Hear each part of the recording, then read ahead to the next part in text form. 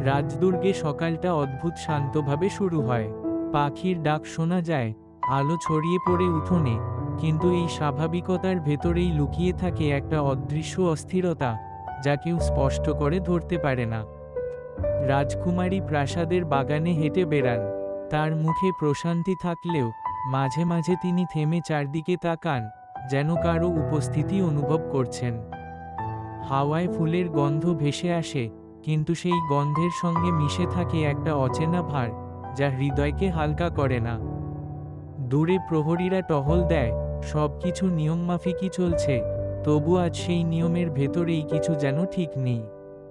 রাজমাতা দূর থেকে রাজকুমারীকে লক্ষ্য করেন। তার চোখে স্নেহ আছে, কিন্তু তার চেয়েও বেশি সতর্ক। রাজা সভায় বসে থাকলেও তার মন অন্য কোথাও, যেন অজানা কোনো সংকেত তাকে টানছে। গুরুকুলে শিবস্য আজ স্থির বসে নেই। তার চোখে এক ধরনের অস্থির আগুন, যা সে নিজেও পুরো বোঝে না। গুরু তাকে লক্ষ্য করেন, তিনি জানেন এই অনুভূতি হঠাৎ আসে না। রাজকুমারী বাগানের গভীরে এগিয়ে যান। এই জায়গাটা নিরিবিলি, এবং ঠিক সেই কারণেই সবচেয়ে বিপজ্জনক। হঠাৎ বাতাস থেমে যায়, পাতা নড়ে না, পাখির ডাক থেমে যায়, একটা অস্বাভাবিক স্থিরতা নেমে আসে। রাজকুমারী থেমে দাঁড়ান, তার চোখ চারদিকে ঘোরে, এবার ভয় নয়, সতর্ক। ঝোপের আড়াল থেকে একটা ছায়া নড়ে ওঠে। শব্দ খুব কম, কিন্তু উপস্থিতি স্পষ্ট। রাজকুমারী এক পা পিছিয়ে যান। তার দৃষ্টি স্থির, তিনি পালাচ্ছেন না। এই মুহূর্তেই আক্রমণ আসে, দ্রুত, নীরব, পরিকল্পিত। চিৎকার শোনা যায় না, কারণ সবকিছু ঘটে এক নিমেষে। দূরে প্রহরীরা কিছু টের পায় না, কারণ বিপদ শব্দ করে আসে না। রাজমাতা হঠাৎ থেমে যান, তার বুক কেঁপে ওঠে একটা অদৃশ্য আঘাতে। গুরুকুলে শিবস্য দাঁড়িয়ে পড়ে, তার চোখে এবার স্পষ্ট কিছু একটা ঘটেছে। এইভাবেই শুরু হয় রাজকুমারীর অপহরণ, একটা ঘটনার যা পুরো রাজ্যের ভাগ্য বদলে দেবে। বাগানের সেই নিরিবিলি পথ এখন ফাঁকা। মাটিতে ছড়িয়ে থাকা কিছু ফুলের পাপড়ি এবং হালকা ভাঙা ডালের শব্দ ঘটনার নিঃশব্দ সাক্ষী হয়ে থাকে। প্রহরীদের একজন হঠাৎ থেমে যায়। সে কিছু শুনেছে, না, ঠিক শব্দ নয়, একটা অস্বাভাবিক শূন্যতা। সে ধীরে চারদিকে তাকায়, কিছুই চোখে পড়ে না, তবু তার হাত অস্ত্রের উপর শক্ত হয়ে ওঠে। ঠিক তখনই দূর থেকে আরেকজন প্রহরী দৌড়ে আসে। তার মুখে আতঙ্ক স্পষ্ট, কিন্তু সে শব্দ খুঁজে পায় না। রাজকুমারী শব্দটা পুরো না বলেই সে থেমে যায়। এই একটি অসম্পূর্ণ শব্দই পুরো রাজদুর্গে অস্থিরতা ছড়িয়ে দেয়। রাজমাতা দ্রুত বাগানের দিকে এগিয়ে আসেন। তার পদক্ষেপ দ্রুত, কিন্তু নিয়ন্ত্রিত। তিনি চারদিকে তাকান, আর সেই ফাঁকা জায়গাটাই সবকিছু বলে দেয়। রাজা খবর পেয়ে উঠে দাঁড়ান। তার চোখে এবার আর সন্দেহ নেই, শুধু কঠিন সিদ্ধান্ত। দরবারে কোনো বিশৃঙ্খলা হয় না, কারণ ভয় নয়, প্রস্তুতি কাজ করতে শুরু করে। গুরুকুলে শিবস্য হঠাৎ উঠে দাঁড়ায়। এইবার সে বুঝে গেছে, এটা শুধু অনুভূতি নয়। তার বুকের ভেতর একটাই শব্দ বাজে, সময়। গুরু ধীরে মাথা নাড়েন, তিনি জানেন এই মুহূর্ত থেকে শিবস্যর পথ বদলে যাবে।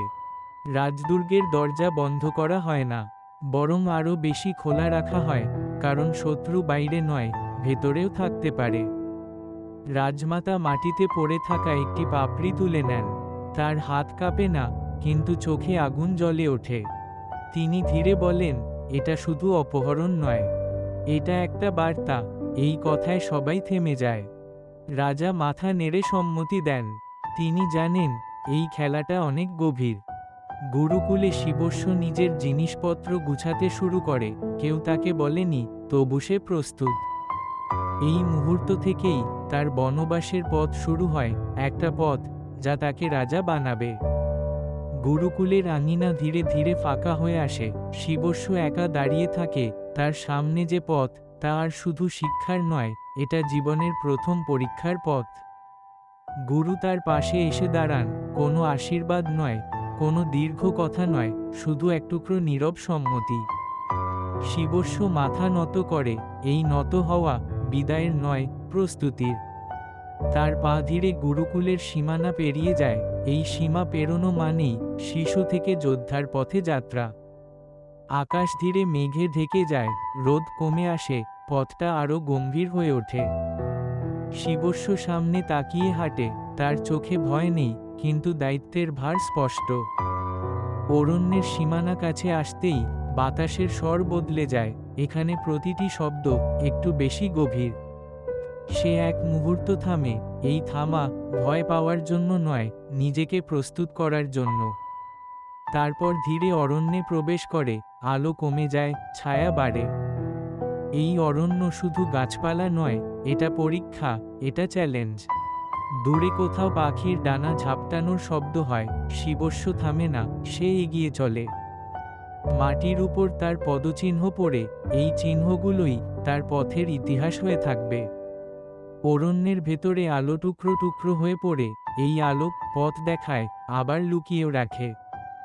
শিবস্য হঠাৎ থামে, সে কিছু শুনেছে, কিন্তু শব্দটা স্পষ্ট নয়। চারদিকে তাকিয়ে সে কিছু দেখতে পায় না, তবু তার অনুভূতি বলে সে একা নয়। তার হাত মুঠো হয়ে ওঠে, এটা ভয় নয়, প্রস্তুতি। বাতাস হঠাৎ একটু জোরে বয়ে যায়, পাতা কাঁপে, ছায়া নড়ে ওঠে। এই নড়াচড়ার মধ্যেই কিছু একটা লুকিয়ে থাকে, যা এখনো সামনে আসেনি। শিবস্য ধীরে এক পা এগোয়, সে থামে না, কারণ থামলে ভয় বাড়ে। এইভাবেই শুরু হয় তার বনবাস, একটা পথ যেখানে প্রতিটি পদক্ষেপ তাকে তার নিয়তির দিকে নিয়ে যাবে।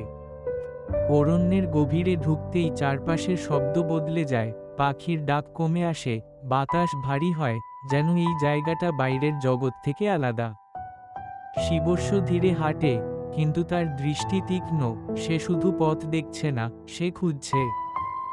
হঠাৎ দূরে মাটির উপর টেনে নেওয়ার মতো দাগ দেখা যায়, এই দাগ কেউ নিজের ইচ্ছায় যায়নি, এটা তার প্রমাণ। শিবস্য হাঁটু গেড়ে বসে সেই দাগ ছুঁয়ে দেখে, তার চোখে এখন আর সন্দেহ নেই, সে সঠিক পথেই আছে। বাতাস আবার একটু নড়ে ওঠে, এইবার তার মধ্যে একটা তাড়াহুড়া আছে। দূরে একটা ভাঙা ডাল পড়ে থাকে, এটা কোনো স্বাভাবিক ভাঙা নয়, এটা পথচিহ্ন।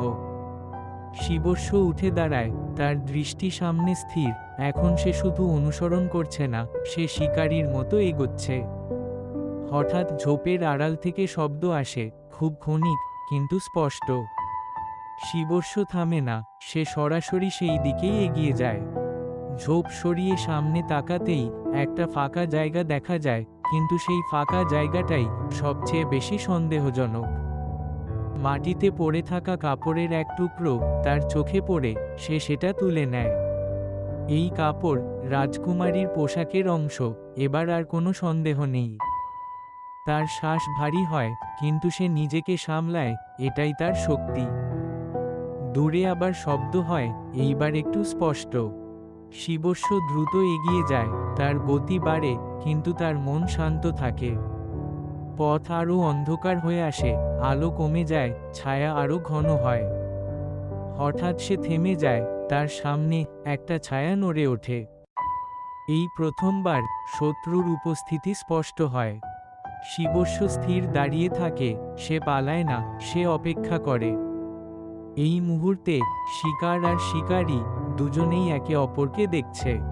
অরণ্যের সেই অন্ধকার ফাঁকা জায়গায় সময় যেন থেমে যায়, শিবস্য আর ছায়ামূর্তি দুজনেই একে অপরকে মাপতে থাকে। হঠাৎ ছায়ামূর্তিটি এক পা পিছিয়ে যায়, এটা পালানো নয়, এটা টেনে নেওয়ার কৌশল। শিবস্য এক মুহূর্তও দেরি করে না, সে এগিয়ে যায়, কারণ সে জানে এই সুযোগ হারালে সব হারাবে। অরণ্যের পথ হঠাৎ জটিল হয়ে ওঠে, গাছের শিকড়, ঝোপ, বাঁক সব যেন তাকে থামাতে চায়। তবু সে থামে না, তার পা দ্রুত, কিন্তু তার চোখ আরও দ্রুত। দূরে আবার ছায়াটা দেখা যায়, এক ঝলক, তারপর আবার অদৃশ্য। এই লুকোচুরিই তার পরীক্ষা। হঠাৎ সামনে একটা খোলা জায়গা আসে, মাঝখানে পড়ে আছে একটা স্থির অবয়ব। শিবস্য থামে, তার চোখ বড় হয়ে যায়, সে বুঝে যায় কে। রাজকুমারী মাটিতে পড়ে আছেন, অচেতন কিন্তু জীবিত। শিবস্য ধীরে তার কাছে এগিয়ে যায়, তার হাত কাঁপে না, কারণ এখন ভয় নয়, দায়িত্ব। ঠিক তখনই পিছন থেকে বাতাস কেঁপে ওঠে, সে বুঝতে পারে এই খেলা এখনো শেষ হয়নি। সে ঘুরে দাঁড়ায়, তার চোখে এখন আর শিশুসুলভ ভাব নেই, এটা যোদ্ধার দৃষ্টি। কিন্তু সামনে কেউ নেই, শুধু অরণ্য আর তার নীরবতা। সে বুঝে যায় শত্রু তাকে দেখতে পেয়েছে, কিন্তু নিজে ধরা দেয়নি। শিবস্য রাজকুমারীর পাশে বসে সে ধীরে তাকে তুলে ধরে, এই প্রথম সে কাউকে রক্ষা করছে। তার চোখে এখন একটাই প্রতিজ্ঞা, সে তাকে ফিরিয়ে নিয়ে যাবে। অরণ্যের পথ আবার সামনে খুলে যায়, এবার এই পথ ফিরে যাওয়ার। কিন্তু অরণ্যের ছায়া তাদের পিছু ছাড়ে না। এভাবেই শেষ হয় অপহরণের অধ্যায়, কিন্তু শুরু হয় একটা বড় যুদ্ধের পথচলা।